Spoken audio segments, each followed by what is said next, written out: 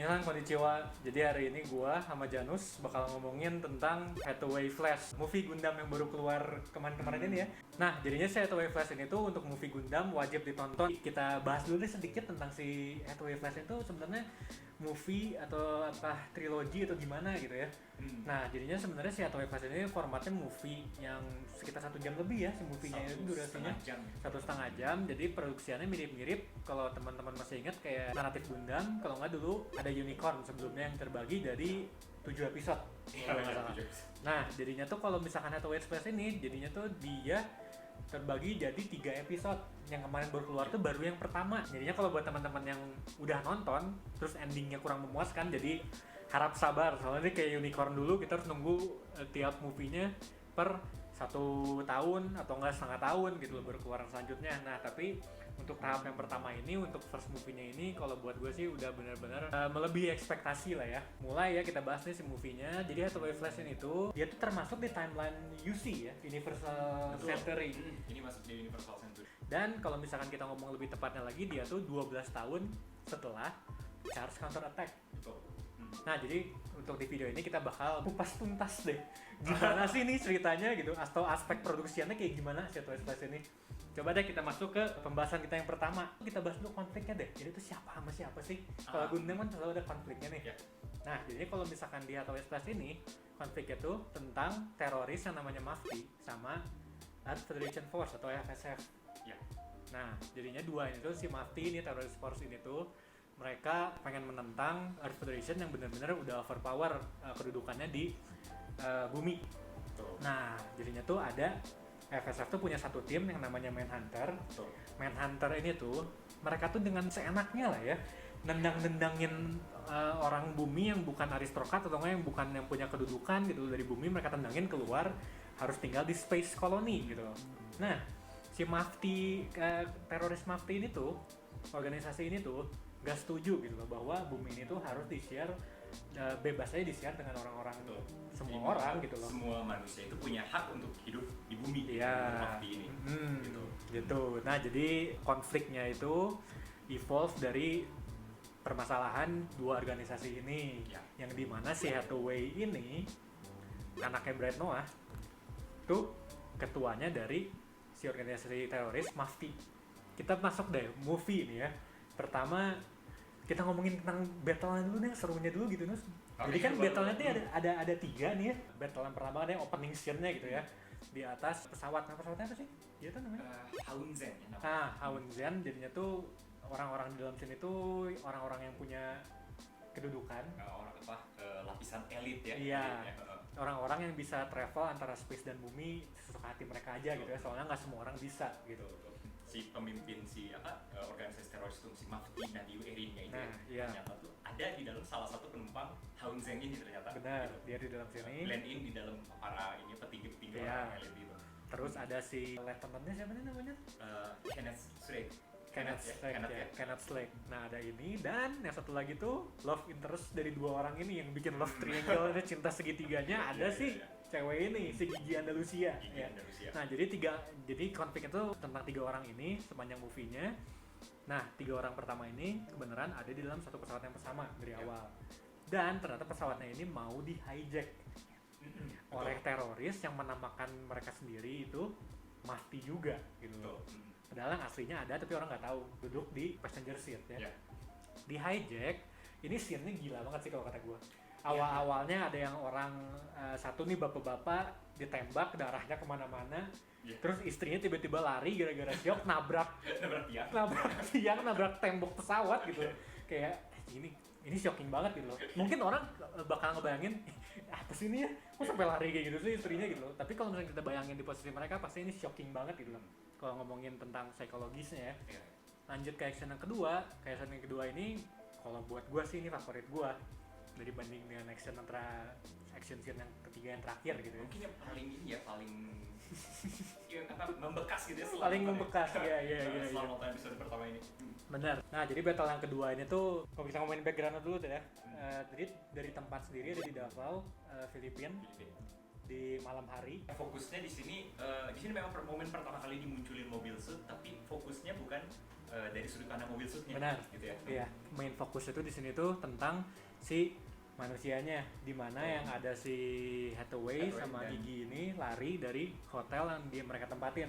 Soalnya diserang sama mafia lah anggapannya gitu ya. Ya. Nah, jadi mereka tuh lari-lari sama orang-orang tuh banyak panik.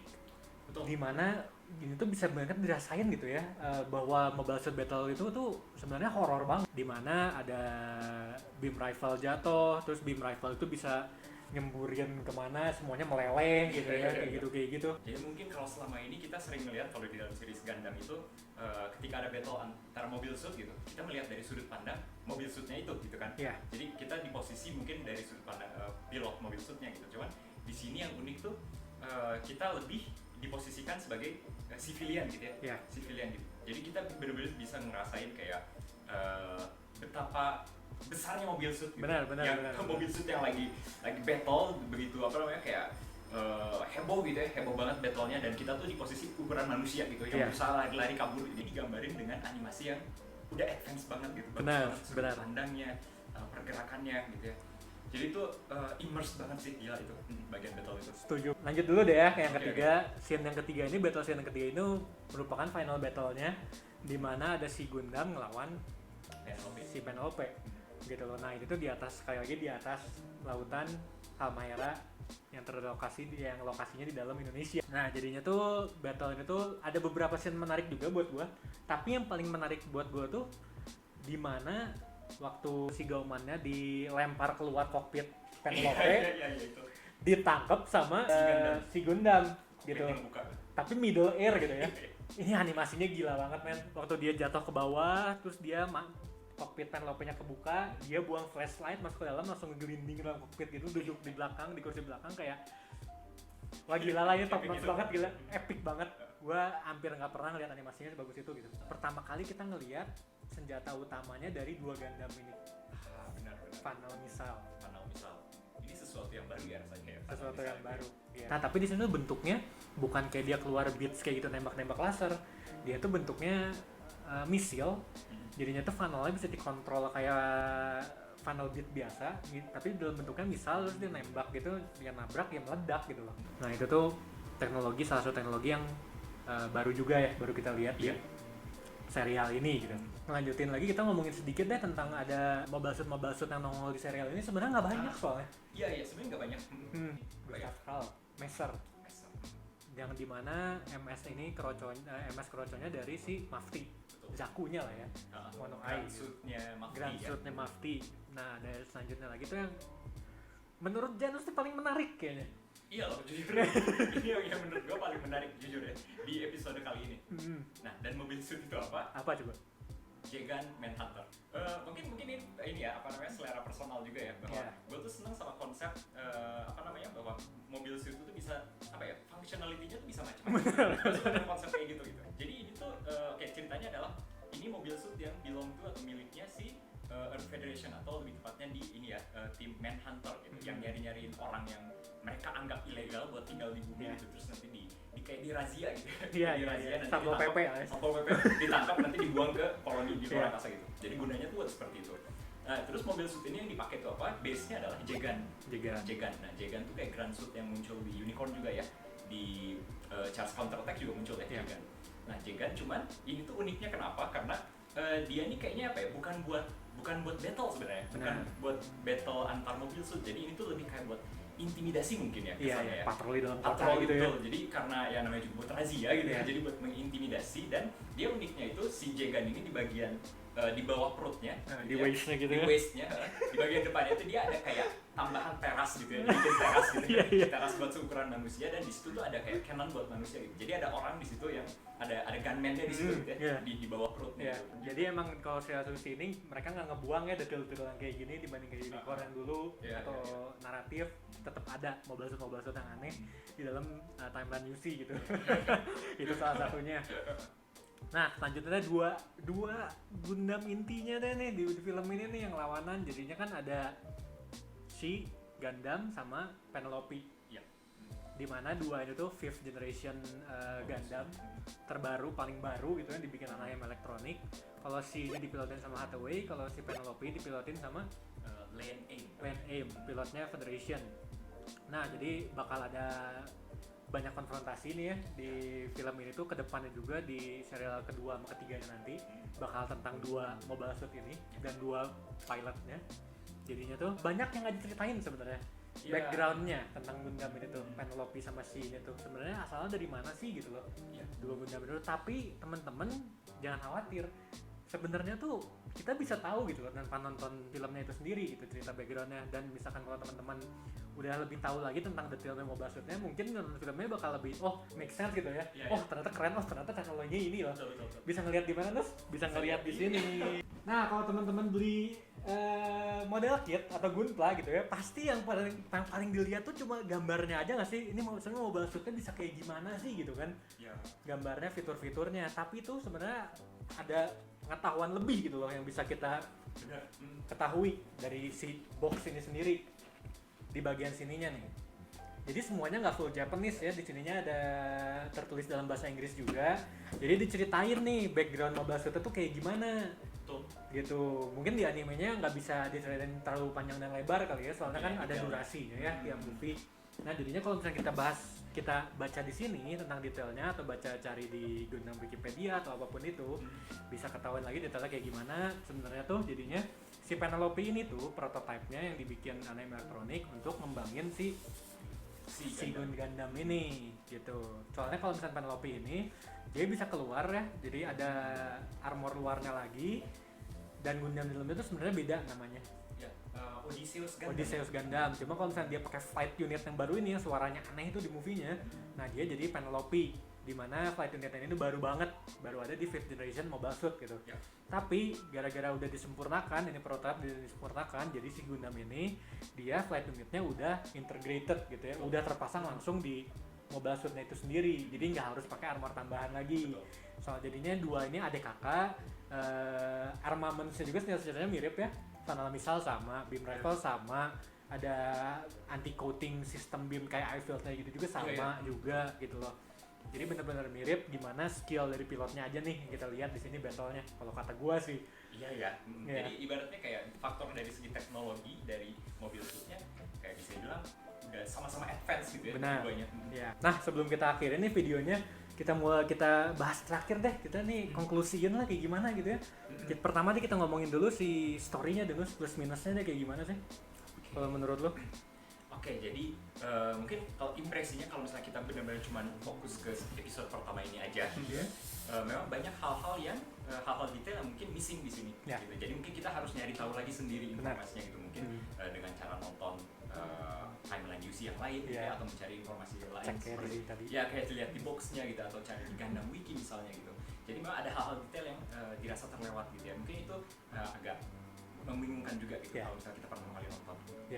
Itu gue merasakan hal yang sama sih, kayak background story-nya Mafty itu kenapa sih bisa se-powerful ini, bisa dapat Gundam kayak gini, kenapa Hathaway itu siapa gitu ya, itu masih kurang emang.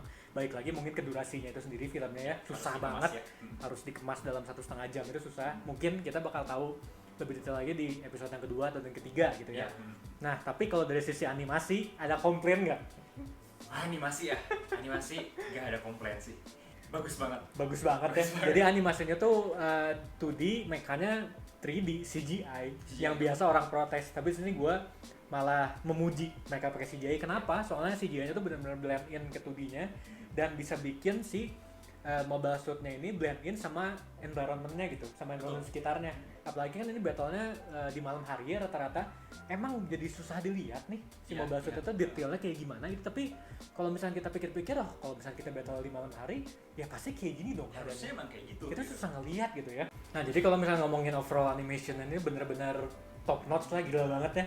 Ini benar-benar style baru banget yang belum pernah kita lihat di anime-anime Gundam yang sebelumnya gitu. Sound sama musiknya. Ya, itu kayaknya audio itu ini deh, kayak hal pertama yang gue notice banget waktu nonton.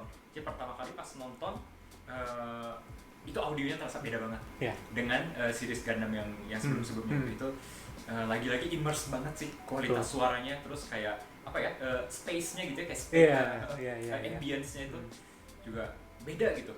Ini bagus banget, jadi audionya juga immersive dan ditambah dengan visual tadi ya, yang balik lagi ke animasi, visualnya juga yang pengambilan perspektifnya gitu, terus cara transisi animasinya juga yang immerse banget, jadi overall experience-nya tuh bener-bener kayak real nggak sih? real, bener-bener immerse banget ke dalam scene dari animasi tersebut gitu. Benar Gila sih.